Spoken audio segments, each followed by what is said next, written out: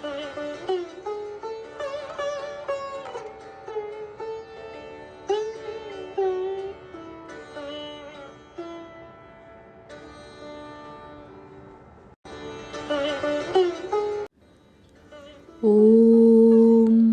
यथाग्निर्दाहिका शक्ति रामकृष्णे स्थिता हिया सर्वविद्यास्वरूपां तां शारदां প্রণমাম্যহম।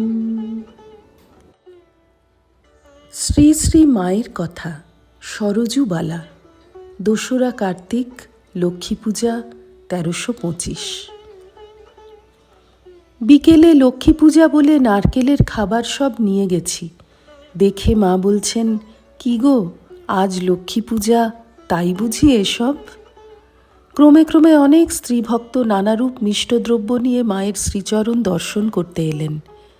কোনো বাড়ি থেকে মিষ্টির সঙ্গে ডাব, চিঁড়ে এইসবও দিয়েছে। দেখে মা বলছেন, কোন দিনে কি দিতে হয় তা ওরা সব বেশ জানে। সন্ধ্যারতির পর ঠিক সময়ের মধ্যে ভোগ দেওয়া হলো। শ্রী শ্রীমা নিচে ভক্তদের জন্য চিঁড়ে, নারকেল ইত্যাদি প্রসাদ সব পাঠালেন। উপরে মেয়েরাও সকলে পেলেন। একটি স্ত্রীলোক লক্ষ্মী পূজার তাবৎ উপকরণ নিয়ে এসে মায়ের শ্রীচরণ পূজা করলেন। পরে 4টি পয়সা পদতলে রেখে প্রণাম করলেন। মা আমাদের বললেন, আহা, ওর বড় দুঃখ মা, বড় গরিব। মা তাকে আশীর্বাদ করলেন। মাকে জিজ্ঞাসা করলুম, মঙ্গলবারে সেই মেমটি এসেছিলেন মা? মা বললেন, হ্যাঁ মা, এসেছিল। মেমটির উপর মায়ের বিশেষ কৃপা, তাকে দীক্ষা দিয়েছেন, খুব ভালোবাসেন। তার মেয়েটিও সেরে উঠেছে। রাত হলো দেখে প্রণাম করে বিদায় নিলুম। 11ই চৈত্র, ১৩২৬। শ্রী শ্রীমা দেশে গিয়েছিলেন।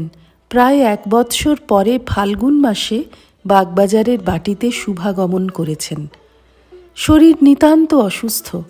অনেক দিন যাবৎ মাঝে মাঝে জ্বর হচ্ছে, ম্যালেরিয়া।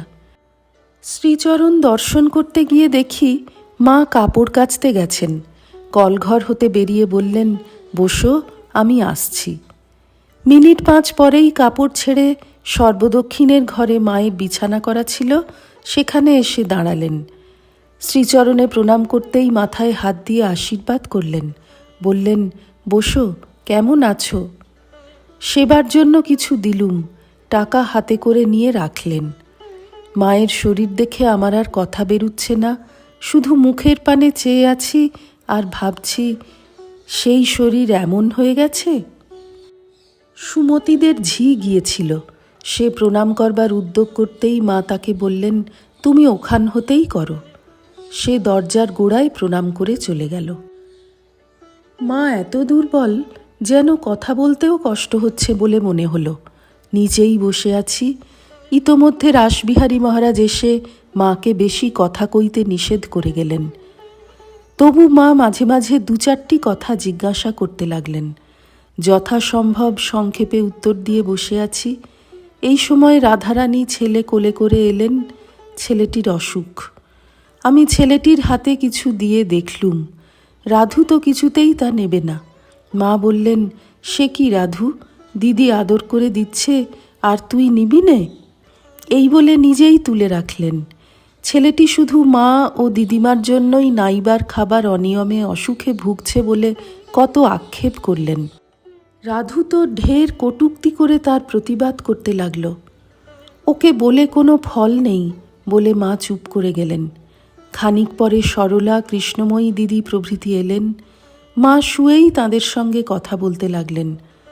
সরলা কৃষ্ণময়ী দিদির নাতনির অসুখে শুশ্রূষা করতে গিয়েছিলেন, সেই সব কথা হতে লাগল। শ্রী রামকৃষ্ণার্পণমস্তু।